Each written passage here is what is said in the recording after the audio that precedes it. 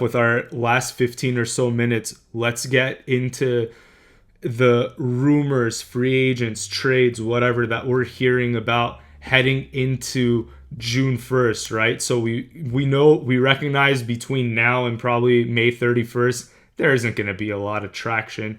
But once June 1st kicks around and it becomes more favorable to trade players post June 1, and for those of you that have probably seen the June 1 designation, you could cut a player maximum 2 per roster, and with a post June 1 designation to kind of split up the salary cap between 2025 and 2026.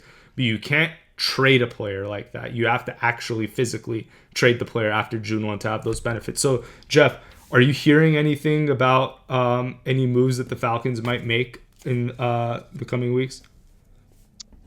I just think, the post June 1st, I think with the 2 players, I think this is where, if they're going to move Kirk Cousins before the season starts, this is where you'll see it.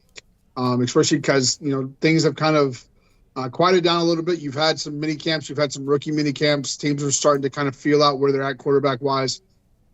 So I think if they're going to move Kirk Cousins, it'll before the season starts. Obviously, it'll happen post June 1st, as he will be one of those 2. And then I think the other thing that's to kind of watch for is really the one position that this team has not addressed over the last 2 years has been defensive tackle, right? You lost Grady Jarrett. You look at the 2 deep. You got Ruke and Big O. You got Kentavious Street, who you signed this year. You've got Taquan Graham. You've got LaCal London.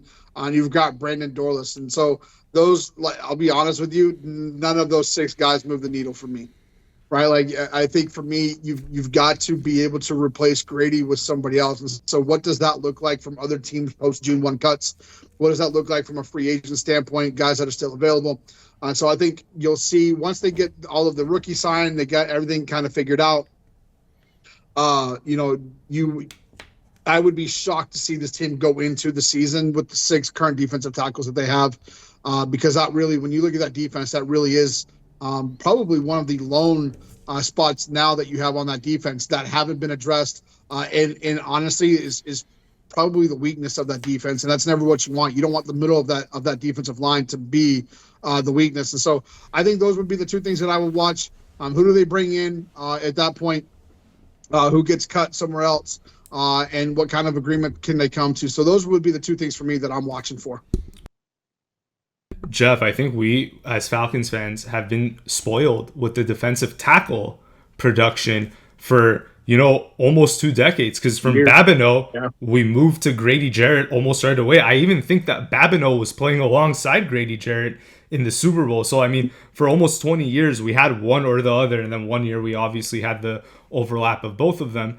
I completely agree, though. Like, I don't know that Ruke, your Clemson boy, is going to take a step forward this season and become that guy that we were probably hoping when we traded up for him, took him, 34th, 35th overall in 2024. Like, I don't know that he's going to be that guy. He certainly has the athleticism to be that guy. But again, like, there seemed to be a lot that he left on the field last year.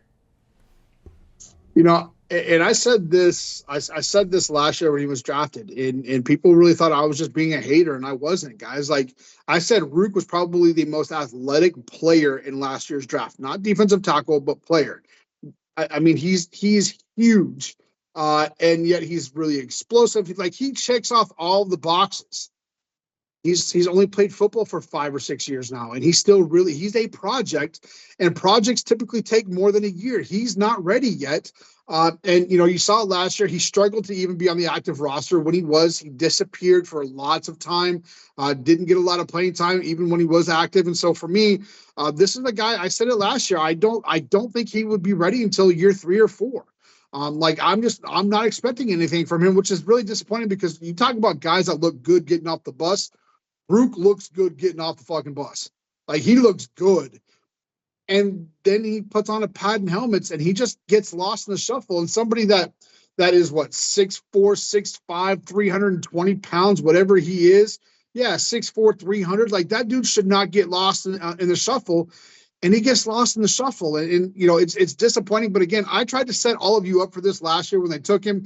I thought trading up for him was ridiculous. I don't care who wanted him or who was going to go make it happen.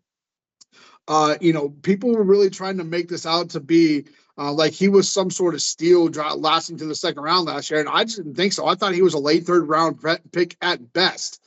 And yet here you are with him. And now you're going to ask him here in year 2 of being a project to give you really valuable minutes and time in the middle of that defense. And I just don't see it yet. I'm not saying he can't get there. I'm not saying he won't get there. But as I said to you guys last year, he's a project. And if you follow me long enough, if you know me in real life, I have no problem telling you guys I was wrong, right? Like I don't have an ego. If I'm wrong, I want to be wrong when it comes to something like this. I want you guys to say, see, Jeff's full of shit. He doesn't know what he's talking about. Ruke is the man. I hope that's the fucking case, right? Like I hope I am wrong when it comes to Ruke. I don't think I am. I hope I'm wrong. But you look at this. I thought Big O would be a cut. I thought he was a guy that we would not be talking about still on this roster based upon the signing bonus and some of the guaranteed money, some of those things that kind of kicked in earlier in this year. So I'm shocked he's still here. I hope that does not mean they don't have a plan for this position. And I really hope that it doesn't mean that they love the guys that they have. Because that would really, really make me question some of the things and what to me has been a really good offseason. Jeff, what confused me about this, and you might not have an answer about it, is financially, we could have cut Big O and kept Jarrett and ended up in a similar cap position. Why did we end up cutting our captain, a better player, Jarrett, and not Big O? Age. Okay. So it was solely an age-driven decision. Jarrett, coming off that injury, and I think it's really weird because I've said this before. I thought Jarrett this was going to be the year that he really bounced back, right? Because those type of injuries, Trice obviously coming off an injury will be back this year. Those are 2-year injuries. It's a year, 9 months to a year to get through the physical part. It's another year to get through the mental aspect of that, right? And if you're a Braves fan, I'll use Ronald Acuna Jr. tore his ACL the first time, right? And it took him 2 years to get back to being the MVP because it's a 2-year process. It may only be a year of rehab. It's a whole other year of trusting yourself and being able to do all of the physical things that you were doing before the injury. And so I still say it, unfortunately, Chicago is going to be the beneficiary. This is going to be a big year for Grady Jarrett. So I think the Falcons, when it came down to it, the injury, the age, all of those things kind of came together for them. And so they went with the younger prospect there. But I do agree with you. Cutting Big O and keeping Grady should have been the way they went. But they didn't. And now we're going to have to hope that Big O finally shows something in his career. Yeah. I mean, he had moments with the Saints, but also the Saints had a pretty damn good D line with, what do you call it? You have Cam Jordan on one end. You have Trey Hendrickson at one point too. So I mean that he was next to some really talented people on that line. So perhaps he looked better than what we thought he might be. But I don't see anyone out there in free agency right now that can come and serve that role as a DT. So we're gonna have to wait for some cuts to be made post June 1. Or I think we're going to have to make a trade. Otherwise, I'm with you. This defensive tackle depth, I'm a little nervous about it. Yeah, I just don't. And there's just some things that don't make sense, and they don't always have to make sense to me. I get it. But just keeping him just doesn't make sense. Counting on Ruke when he couldn't even get on the field in year 1. It wasn't even a gradual bring up for me with Orhorhoro. It was hey, he's not good enough to get on the field year 1. Oh shit, year 2, he's a starter now, right? There's been no ramp up. There's been no, you haven't seen the escalation of the guy. It literally went from basement to penthouse in a full year, which again just doesn't make sense for me. I'm really nervous. This is the only position I'm really nervous about. It's the one position that again they haven't addressed the last 2 years. And hopefully they address something here, going into the post June 1 stuff. The second you told me that he got beat out by a true freshman at Clemson, that's where I was worried. Because even if you're super talented in college, you can't be getting beat out by someone like 3 years younger than you, right? No, I mean, if you're a legitimate second round draft pick in the NFL, even if Peter Woods is going to be a top 5 pick, which he's projected to be by everybody right now, you still can't get beat out by him as a true freshman, right? Like there's a difference in a first and second round pick. It probably shouldn't be that big of a difference that you're losing your starting spot as a 5th-year senior to a true freshman.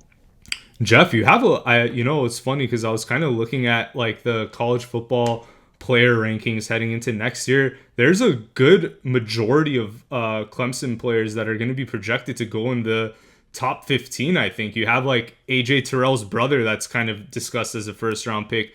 You have Peter Woods. I even think did I see the QB might be even a top draft pick next year too? I mean that yeah. So when you look at the 2026 drafts right now, you've got Peter Woods projected to go top 5. You got Cade Klubnik, quarterback, projected to go top 10. You've got TJ Parker projected to go top 13, 15. Avion Terrell projected to go somewhere between 20 and 25.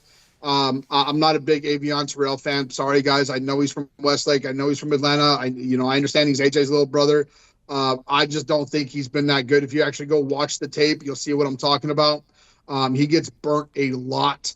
Clemson just doesn't play very good quarterbacks, but when they did, he was toasted. Texas and Quinn Ewers, a 6th-round quarterback here in the NFL draft, absolutely toasted Avion. Double moves get him. It shouldn't. If you're going to be a first-round corner, double moves should not trip you up the way they do him. Right? He has a hard time getting his hips around. Just not a big fan of his. I know he's a good kid. It's not personal. I just don't think he's a first-round pick. But, yeah, he's one of those guys that's projected to go top 25. So there's a lot of talent at Clemson next year. But, the defensive line, which is what we've been known for a lot of, the last 10 years, that will continue here with Peter Woods and TJ Parker in 2026. Yeah, I mean, if you think about the Clemson defensive line, obviously we got Jarrett from you guys, but also like Brian Brzee was pretty damn good too. Now you have Peter Woods, so Dabo definitely knows what he's looking for when he's scouting or recruiting the defensive line. I mean, but think about our 2018 Clemson defensive line though, right? 2018, you had Christian Wilkins, you had Dexter Lawrence, you had Cleveland Farrell. And you had Austin Bryant, right? All of those guys. I think Bryant was the guy who went in the 4th or 5th round. Yeah. Cleveland Farrell went in 3 overall, which I thought was absurd at the time. Still do. Dexter Lawrence is the best defensive tackle in the NFL. Christian Wilkins is top 3 defensive tackle in the NFL, right? Like then you talk about Brian Brzee, right? I actually met him at the airport a couple of weeks ago. At almost 6'4", 330 pounds. I'm a big son of a bitch. That motherfucker made me look small. Right, like he's legit 6'6", 340, but he's built different. Nice kid. I appreciate the time. But again, big as hell. Grady Jarrett, Vic Beasley. And I get it, Shaq Lawson, right? Some guys that may or may not have panned out, but again, guys that have been that were good enough in college to get to that point. And so, TJ Parker, Peter Woods, probably 2 of the better ones that they've had in that time frame. And they'll continue that lineage into the NFL as being a top 10 pick. Yeah. All right. Well, we'll see what happens there, Jeff. But I think this was another good topic to go through. That's pretty much all we had this week. We'll be back again on Friday next week. Live show again. Drop in a comment, subscribe, like the channel. Really appreciate your guys' support. And obviously, we only go as far as you guys take us. So really appreciate the Falcons fans out there propelling us, taking us forward. And we'll see you guys next week.